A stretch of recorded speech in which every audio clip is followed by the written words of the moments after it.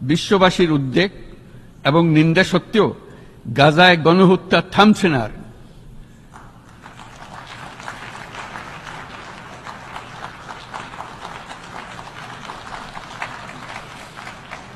ফিলিস্তিনের মতো বিদ্যমান বাস্তবতা কেবল আরব কিংবা মুসলমানদের জন্যই উদ্বেগজনক নয়, বরং তা সমগ্র মানব জাতির জন্যই উদ্বেগের বিষয়।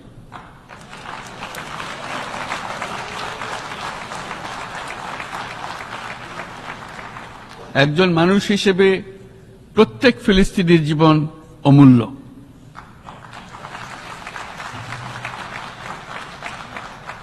ফিলিস্তিনের জনগণের বিরুদ্ধে যে মানবতা বিরোধী অপরাধ হচ্ছে তার জন্য সংশ্লিষ্ট সকলকে দায়বদ্ধ করতে হবে।